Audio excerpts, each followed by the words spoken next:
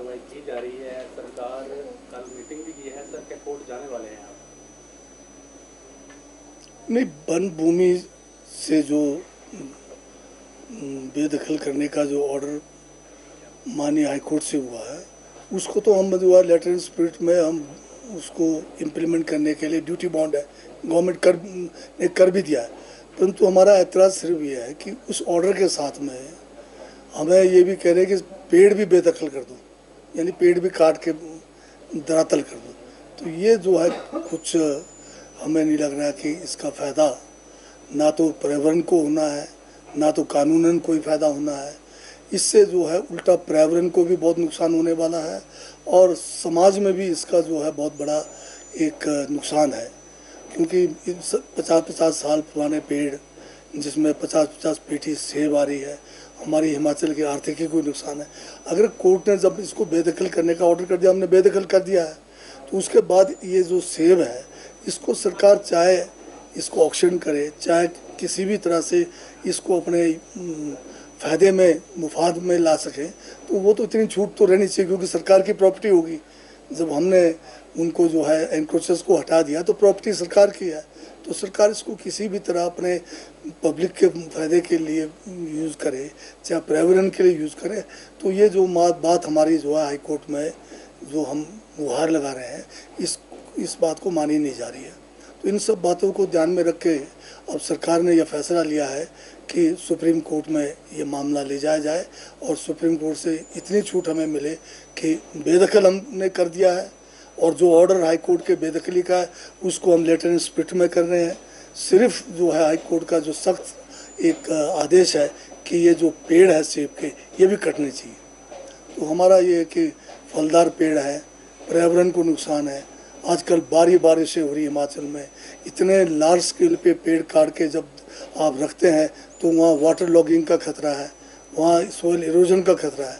तो इन सब बातों को लेके हम सुप्रीम कोर्ट जा रहे हैं। अब ये जो सबसे बड़ी दिक्कत हिमाचल प्रदेश में है और स्टेट्स में जो है सारी जो ज़मीन है वो सारी की सारी फॉरेस्ट नहीं है।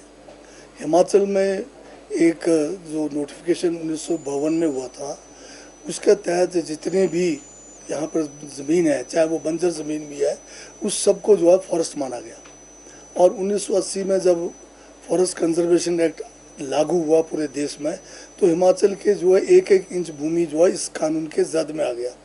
अब हम अगर इस कानून के तहत अगर 1 इंच ज़मीन भी इसको डाइवर्ट करना है किसी और काम के लिए, तो केंद्र सरकार से परमिशन लेनी पड़ती है। अब केंद्र सरकार ने जो इस कानून के तहत किस किस पर्पज़ के लिए वन भूमि को डाइवर्ट कर सकते हैं, उसमें जो है इस किस्म के बातों को नहीं रखा गया है। जैसे अगर कोई भूमिहीन हो जाता है, उसका भूमि बह जाती है, तो उसको बदले में उतनी फॉरेस्ट भूमि दी जा सकती है, नहीं जा सकती है, ये उस कानून में नहीं है। इसका मतलब हम नहीं दे सकते हैं। कोई किसी का मकान चला गया है, उसके बदले में हम जो है वन भूमि नहीं दे सकते हैं। तो हमने विधानसभा से प्रस्ताव पिछले जो है सेशन में पास करके केंद्र सरकार से गुहार लगाई है कि 1980 का जो हमारा कानून है फॉरेस्ट कंजर्वेशन एक्ट, उसमें जो है ज़रूरी संशोधन करके हिमाचल जैसी जो स्थिति है उससे निपटने के लिए इसमें जो है संशोधन किया जाए। तो ये अब केंद्र सरकार के पास है। मॉनसून सेशन शुरू होने वाला है। यहाँ जो राष्ट्रीय अध्यक्ष भाजपा के हमारे हिमाचल से हैं, बहुत सारे सांसद, सारे के सारे सांसद साथ के साथ लोकसभा और राज्यसभा के सारे हैं, सब इस बात से जानते हैं कि क्या हमारी स्थिति है। ये लोग भी सरकार में रहे हुए हैं। तो इन सब से भी हमारा निवेदन है कि इस सेशन में संशोधन लाए 1980 में, ताकि हिमाचल जैसी परिस्थिति में लोगों को वन भूमि के ऊपर आशियाना बनाने के लिए भी और उनको जो है ज़मीन देने के लिए भी कानून में परिवर्तन किया जाए। पहले फिर ये वन भूमि पे आता हूँ। अब वन भूमि पे भी आप सबसे मेरा निवेदन है कि 2006 का फॉरेस्ट राइट्स एक्ट है, जिसमें जो पात्र व्यक्ति हैं, पात्रता की शर्त कट ऑफ डेट है 2005 के दिसंबर से। उससे पहले जो भी व्यक्ति वन भूमि के ऊपर अगर वो पिछले 3 पुश्तों से किसी भी रूप में अपना जीवन निर्वाह कर रहा है, तो वो जो है अपना क्लेम सेटल कर सकता है इस कानून के तहत। ये ऐतिहासिक कानून है, ऐतिहासिक जो है ये क्रांतिकारी कानून है।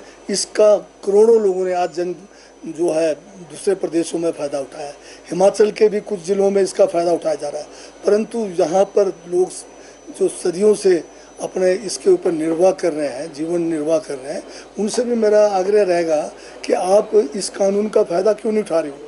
हमने डिस्ट्रिक्ट लेवल की मीटिंग्स करा दी, कार्यशाला, सब डिवीज़न लेवल की कार्यशाला करा दी है। हमारा ट्राइबल डेवलपमेंट डिपार्टमेंट ने हमने एक कैलेंडर जारी कर दिया है। मैंने तो यहाँ तक कहा, अगर किसी भी व्यक्ति को इसमें दावे पेश करने में कोई, अगर उनको किसी किस्म की कोई रुकावट आ रही है, कोई उनको कठिनाई है, तो वो डायरेक्ट मुझे संपर्क करें, मेरे डिपार्टमेंट में आए, हम उस जगह पे कार्यशाला करके इस कानून का उसको फ़ायदा उठाने में सहयोग कर सकते हैं।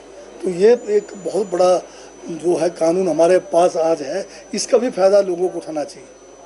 और दूसरी बात जो अभी आपने पूछा, बारिशें हो रही है और नुकसान जो है रोज़ बढ़ भी रहा है, इसमें सड़कें हमारी बंद भी हो रही है, खुल भी रही है। अभी आज की तारीख में जो है सड़क संपर्क जो है 220 के करीब बाधित है, एक नेशनल हाईवे बाधित है। किन्नौर में नहीं, ये हमारा जो है किन्नौर से आगे जो, हाँ, किन्नौर के आखिरी छोर पर है, समदू के पास एक लैंडस्लाइड आया, कोई मैं भी देख रहा था उसमें क्या क्या क्लिप्स में, तो वो कोई ज़्यादा बड़ा नहीं है, वहाँ पर मशीनें हैं बीआरओ के पास, तो वो 2-4 घंटे में साफ़ हो जाना चाहिए। सेब सीजन भी चल रहा है, किस तरह के दिशा निर्देश दिए गए हैं और क्या स्थिति है इस बार सेब सीजन की, और क्या उम्मीद लगाई जा रही है कितना सेब सीजन होगा इस बार? सेब सीज़न के लिए हमारी तैयारी 2 महीने पहले से चली है। हमने प्रदेश स्तर की बैठकें बुलाई, जिसमें सारे जो भी हमारे विभाग हैं, चाहे हमारे उसके साथ में पीडब्ल्यूडी है, पुलिस विभाग है, हमारे एपीएमसी वाले हैं, और हमारे किसान और जो बागवान एसोसिएशन के लोग हैं, आड़तीज़ हैं, ट्रांसपोर्टर्स हैं, सबके साथ बैठकें की। उसके बाद जो है सेकंड लेवल की मीटिंग डिप्टी कमिश्नर्स ने भी की है। तो तैयारी हमारी सारी है और सेब का कारोबार शुरू भी हो गया है। तो बाकी बरसात भी बहुत बड़ा एक बीच में फैक्टर रहता है, क्योंकि सड़क जो सेब है ज़्यादातर गांव के रास्तों से जो है मंडियों तक पहुंचना है।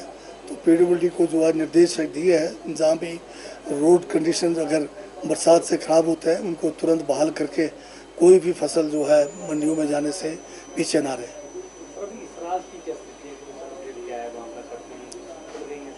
सिराज के जो मेजर रोड्स है वो खुल गए हैं, इंटरनल रोड्स में काम चला हुआ है, और बाकी जो लोगों को फौरी राहत देना था उसमें शुरुआत किया है। अब लोग कई जगह पे कहते हैं कि केवल 5,000 रुपये दिए हैं, या कई जगह पे 25,000 रुपये दिए हैं। तो फौरी राहत जो होता है वो सिर्फ एक कुछ पर्टिकुलर मोमेंट उसके समय के लिए होता है। बाकी जिसका मकान बह गया, पूरी तरह से पक्का मकान क्षतिग्रस्त हुआ है, माननीय मुख्यमंत्री ने घोषणा कर दी है, उनको 7 लाख रुपए देने की बात हुई है, जबकि केंद्र सरकार केवल 1,50,000 रुपये देते हैं।